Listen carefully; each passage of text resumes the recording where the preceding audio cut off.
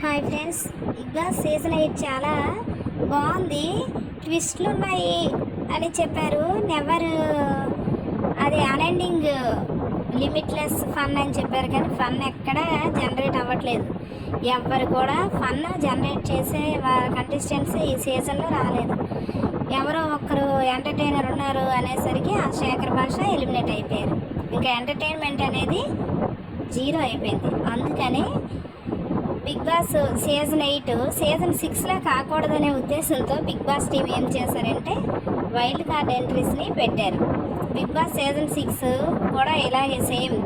ఎంత చెప్పినా కంటెస్టెంట్స్ ఆడేవాళ్ళు కాదు, హ్యాపీగా కూర్చొని తినడానికి వచ్చారు వాళ్ళు. అలా చేసి సీజన్ అట్ట ఫ్లాప్ అయిపోయేసరికి సీజన్ 7 చాలా బాగుంది వచ్చింది. శివాజీ ఉండటం వల్ల బాగా సీజన్ 7 సూపర్ డూపర్ హిట్ అయింది.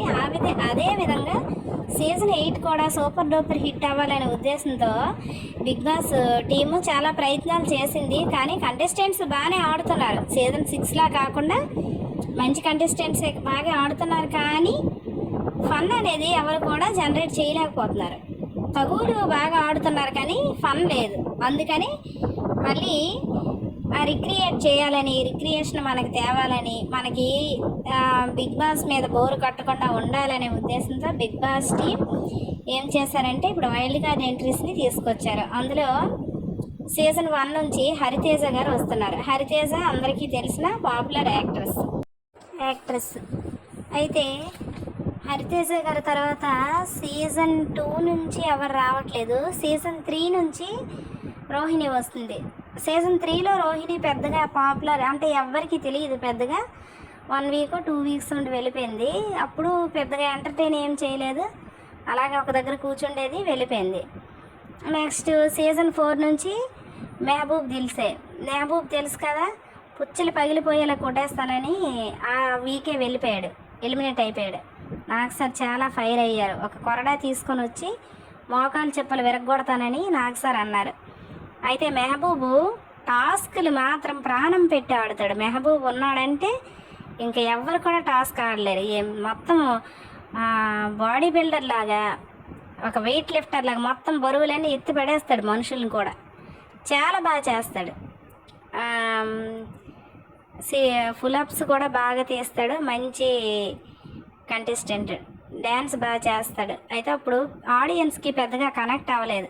చైల్డ్ ఆర్టిస్ట్ అని అదని ఇదని తొందరగా పంపించారు. ఎమోషనల్ కూడా ఎక్కువగా ఉంటాడు. మెహబూబ్ దిల్సా వస్తే బాగుంటుంది, నెక్స్ట్ లెవెల్లో ఉంటాయి టాస్క్లు. నెక్స్ట్ సీజన్ 5 నుంచి యాంకర్ రవి కూడా ఎక్కువగా కంటెంట్ ఇస్తాడు.